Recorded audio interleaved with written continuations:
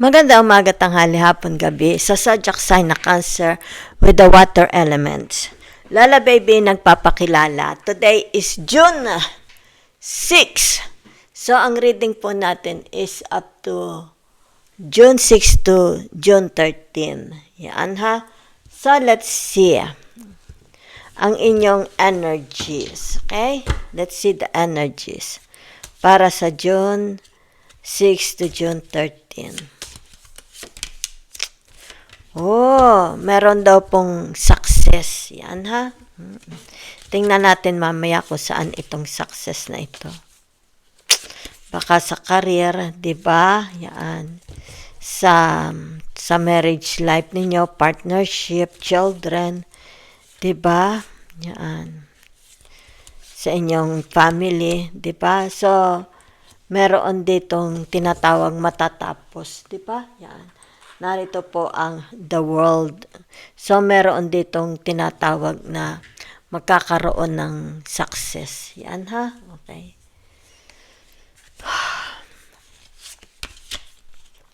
So, narito ang tinatawag the moon. Yan ha? Okay. So, let's see ha? Ano yung the moon na yan? Okay?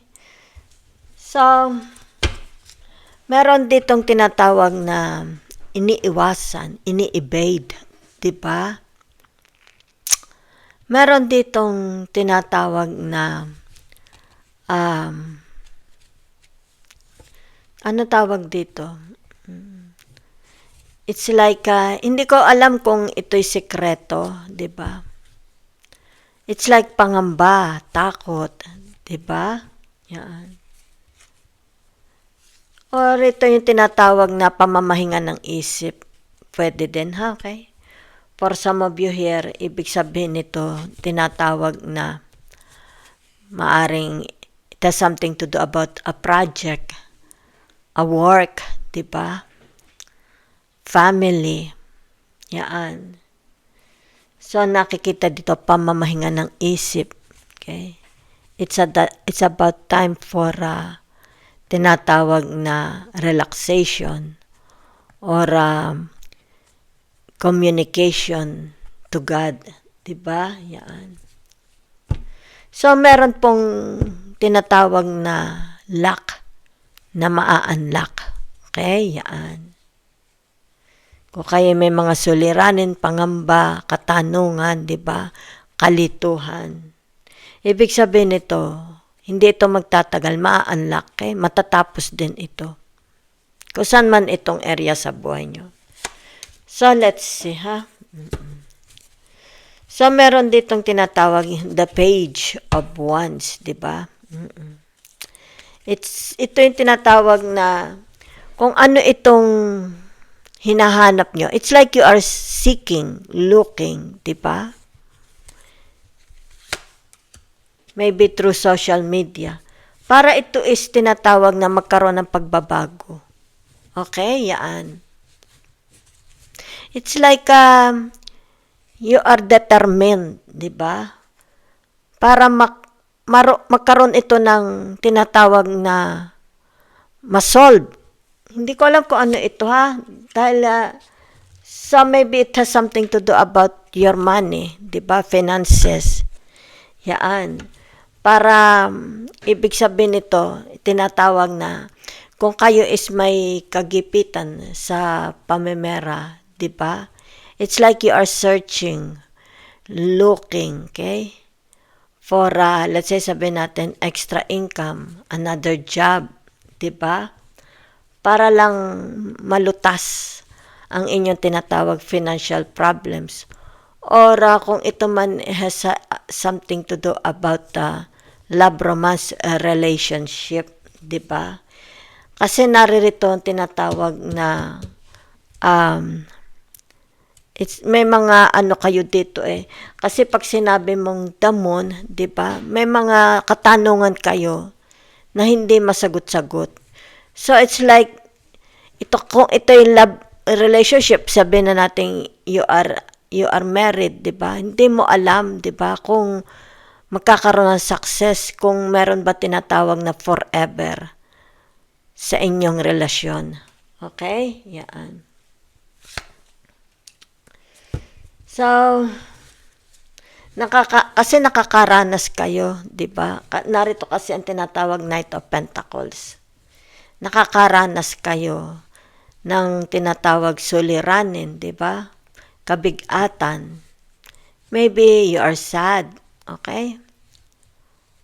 Yun lang ang nakikita ko. Meron kayong mga tinatawag pighati, pinagdadaanan, di ba? Meron kayong tinatawag na buhat, okay? Burdens, okay? Kung kaya dito, it's like tinatawag, it's like siguro, tumitingin ka sa Google, nag-google ka, okay? O, yun lang ang nakikita ko. Maybe, you are praying to God, di ba?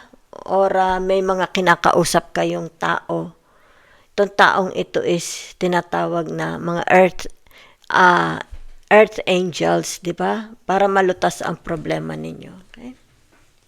So, meron ditong success. Yan. It's like tinatawag, marami sumusuporta sa inyo. Okay? Community, di ba? Yan. Kumbaga dito yung tinatawag na all out sila sa inyo. Okay? So, whatever is this, kung ano man ito, di ba? Magkakaroon ng transformation. Sa inyo ko ito'y pamemera, it's about your career, di ba? Relationship to others, kasama na ang marriage, di ba? Kasama na rin ang children, di ba? Kasama na rin ang tinatawag business, investment, okay? So, let's see.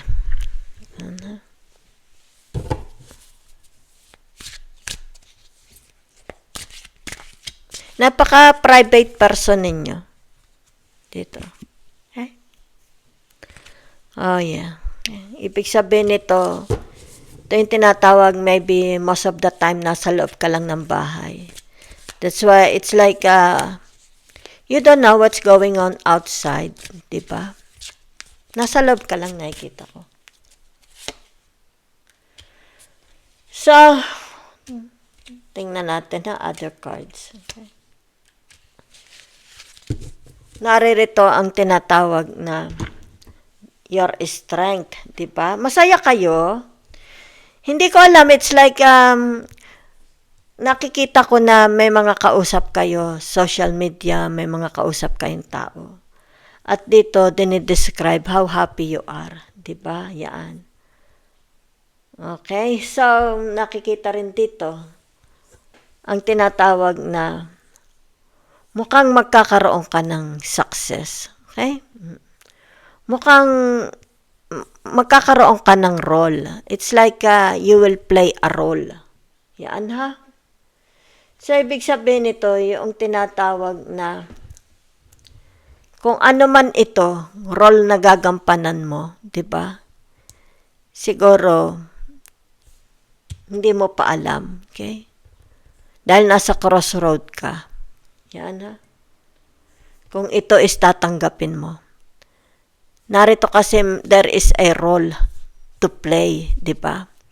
Maaring sa trabaho, maaring sa kung saan man ito, di ba? Okay. So nakikita naman you're very very happy. Okay? Kaya mo, di ba? Pero nasa crossroad ka, di ba? Yan. Tinitimbang mo pa, di ba? Meron ka ditong isinasaalang-alang. Okay. So, naririto ang tinatawag na the Three of Wands. I think you are ready. Okay? Dahil nakikita ditong gusto mo ito. Okay? Yan.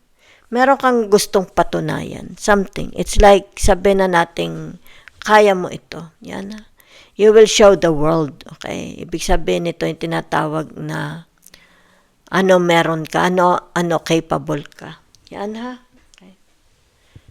So, ibig sabihin nito, kasi may isinasaalang-alang ka dito, may maaapektuhan, di ba? Either kung may trabaho ka, you will be, sabihin na natin, you will be challenged or invited, di ba? For a role na ito is tinatawag na mukhang napakaganda, di ba? kaakit-akit, very tempting. So, I think, ibig sabihin nito, pipiliin mo ito. Diba? Yan. Meron kang pipiliin. Yan ha. Kaya dito. Pakaisipin mong maigi. Diba? So, tingnan natin ha. Okay. Saan ba ito? Ano message? Okay. Ng universe or advice. So, nakikita dito, tinatawag na, meron kang tinatawag na pagpipilian. Di ba? Yan. Kasi meron dito tinatawag family. Yan ha. Okay. Ibig sabihin nito yung tinatawag na the family that prays together stays together. Diba? Yan. Pero nakikita dito yung tinatawag na pag-aalinlangan. May pag-aalinlangan kayo. Okay? Maaring may pag-aalinlangan kayo sa pagmamahal ng asawa ninyo. Diba? Maaring sabihin natin, hindi mo pa talagang tunay na kilala ang asawa mo. Diba? Yan. Maaring hindi mo pa tunay na kilala ang mga kasama mo sa bahay. Diba? So, since narito ang tinatawag, sandalit, ito'y tinatawag na symbol, hindi ko sa ulado. Narito ang Leo, di ba? Narito ang tinatawag na, wait ha, Cancer. Okay? Sandali. Hindi ito Cancer. Cancer ito. Yan ha. Pero yung Cancer ninyo is tinatawag na kababa. Yan ha. Pwede rin ito yung tinatawag na your dragon. Okay? Dragon head. Okay? So, ang nakikita ko dito is more on dragon head. Okay? Yan. Dragon head. So, it's more about family life. Okay? Maaari ito'y tinatawag pag-aalaga sa pamilya. Di ba? Nakikita naman dito meron kayong contentment. Okay? Yan. So, happy naman kayo. It's like soulmate mong asawa mo. Di ba? Yan. So, maaari ito yung tinatawag kaya ka nasa crossroad. Pinili mo ang iyong family.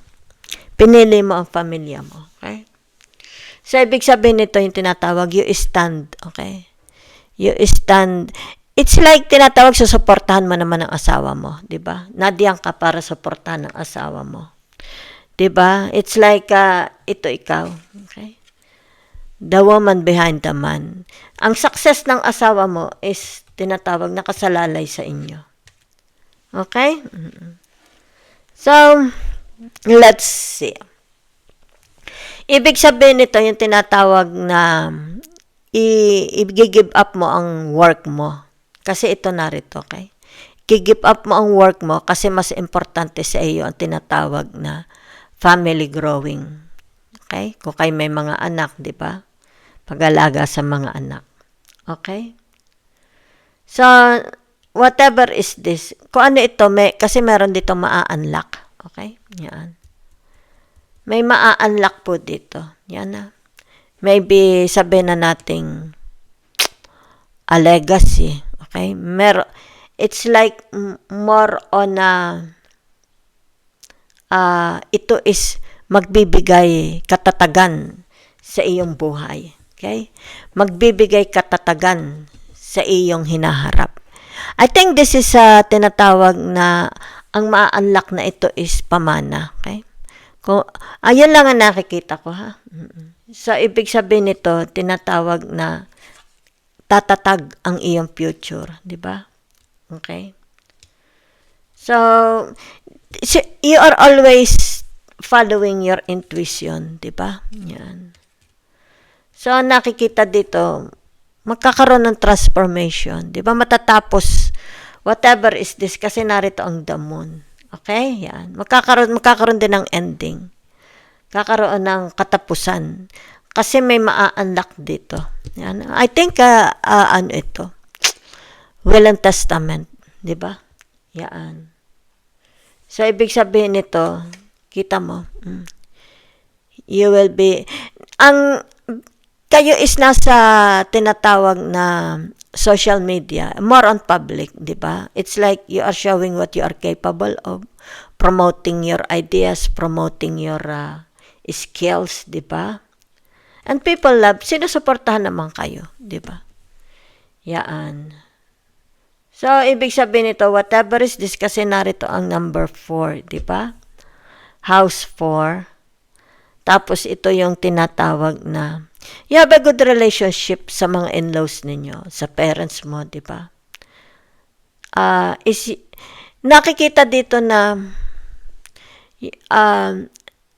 ang mother nyo ba is, I don't know, maybe their mother is a teacher, di ba? Lumaki ito sa tinatawag na mukhang mabait ang ina, 'di ba? Pwede rin ang ama, 'di ba? Sabihin na natin baka lumaki sila sa kanilang mga ama, 'di ba? Yaan. Maaring wala ang ina sa buhay nila. Yan ha. So kung kaya dito nakita mo, ibig sabihin nito very very independent ang tao na ito, okay? Very very independent. Always on the go.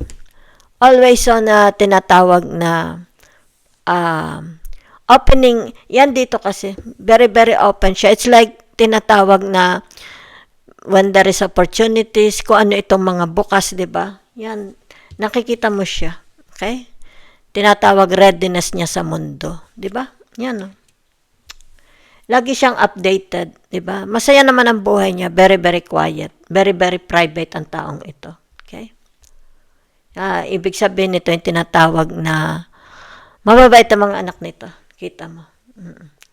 So, pinagpala naman kayo. Okay, yan. Whatever is this, it's like merong maa-unlock, ha? Okay? Napakaganda ng ma-unlock na ito. Ito yung tinatawag regalo ng Diyos sa inyo. So, be prepared.